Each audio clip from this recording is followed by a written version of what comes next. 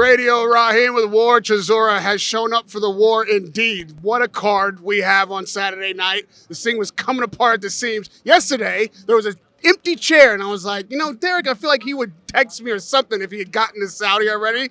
But the whole time, I was like, is he just going to creep up and sit in that chair across from Joseph Parker? I mean, somebody had to at least mention this to you. Yeah, I got the phone call. But when I got the phone call, I was smoking some herbs. And then I was like, I can't do it. You're not going to pass the post-fight test. No. He'll bite me for life after that. Well, how are you enjoying? I mean, obviously you're having some fun after 49. You look in good spirits. How's the rest going? Rest is going well. My eyes have healed up, as you can see. Very well. Still healing like a young man? Yeah, one eye looks that way and that one looks that way, but it's okay. They can't hit you with no punches. They can see them all coming in. Hey, you've been in the game a long time. You know how difficult it is to keep a card like this together. First, I want to talk about the Shakur Stevenson and Floyd Schofield falling off the card. Did you follow that kind of drama at all? No, I did not, because you have to understand, if something good is happening in the world, the devil comes out and play. Do you understand? Take out Shakey's come up with this beautiful idea, this massive carding, the biggest card we've seen in the world. Yeah, do you understand? He's brought different fighters, unbeaten fighters who are trying to beat the champions. He's brought them all together. But remember, it's a good idea. When something good is happening in the world, the devil always comes out to play. Do you understand? And people pulling out, people are sick. That's the devil right there.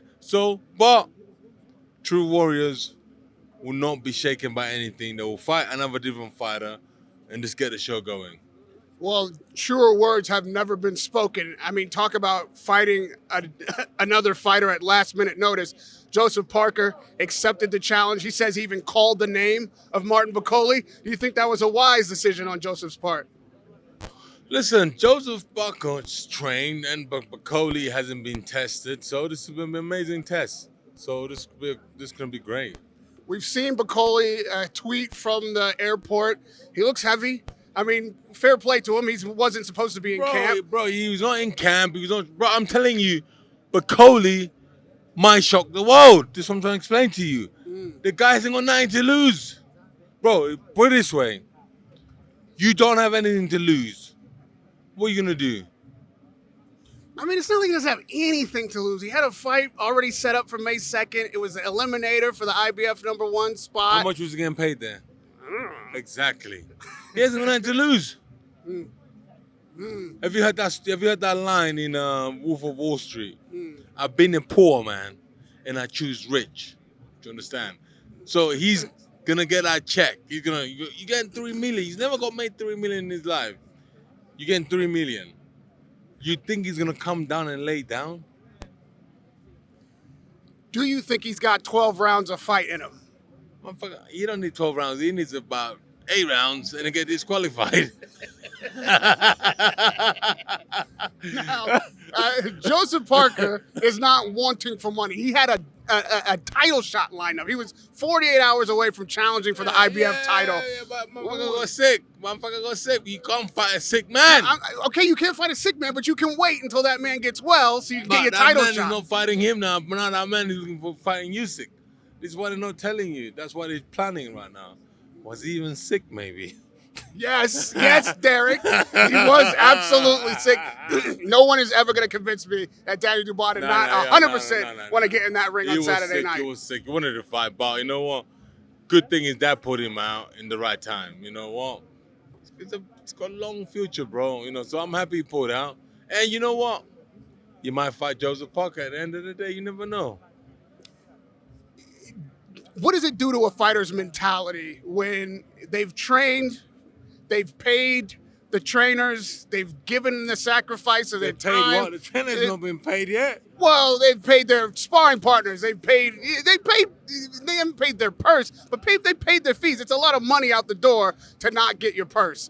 And a lot of preparation, a lot of sacrifice, a lot of focus with the tear in your body. When it goes away at the last minute, what's that do? But if that ever happened to me,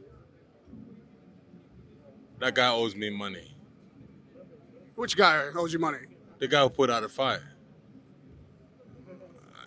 Well, that would just make it worse. I'm talking about what does it do to the guy who has to pull out? Yeah, if you pull out, if you fight me, pull out, and I spend about $100 on my training camp, you owe me money.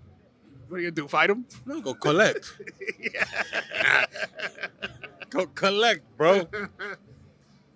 If you had advice for Dubois right now, who's got to be gutted, I mean, I can't imagine a worse feeling. What would you tell him? My advice, I was Daniel, just rest, just chill, and you come back stronger. Give me your advice for Parker, who's facing Bakole this. Okay. Joseph, do the same thing you're gonna do with Daniel. The game plan is the same. Now, your best mate, Joshua's going to be ringside. He was waiting to see what would happen with Parker and Dubois. Now that fight's not happening. What should Joshua do with this new table that's set before him? Or maybe AJ might call out his rematch. This is what I'm saying. This is quite possible. You never know. You have to understand, when you get to the top, you fight loads of demons. So even Tyson right now is fighting demons. AJ's fighting demons. Everybody fights demons. Do you understand? So everything else is happening in the right direction. So Daniel pulled out. Summertime, we might get a rematch now. Daniel versus AJ at Wembley. You never know with boxing. If you're Usyk, what do you do? Do you give Dubois the shot straight away? Do you take the Bakole Parker winner? What are you doing? You see, the problem here we're facing is the WBO number 2, the number 1 ranking, who's meant to fight for the title. He will not fight for the title. Yeah, but that's Bakole, I think so. The WBC number 1, you will not, do you understand? It's just like, to put it rank, the paymaster decides who fights who. That is it. The numbers don't really matter. If you're ranked number 1, number 2, it don't matter. This is what people have to understand. The guy who's writing the check, he decides who's going to fight who. Because he wants to make a good entertainment fight. You understand it? You get it? Yeah, of course. I mean, the guy who writes the checks makes the rules. Makes the rules. Money is power. Lastly, if you had to pick one fight, if all these fights went away and there was only one you could save, which fight would you most want to see tomorrow night? On this card or on any? On this card. I think I'm more excited about the Chinese power and Kabiao, yeah. You have a prediction? I don't know, but I think if Zhang gasses out, he's going to get knocked out. And of course, Derek, I can't let you go without talking about the potential number 50. Have we gotten closer to a set of options that you're choosing from? I'm trying to get Usyk, but I hear Daniel Dubois is shooting for it as well, so we'll see.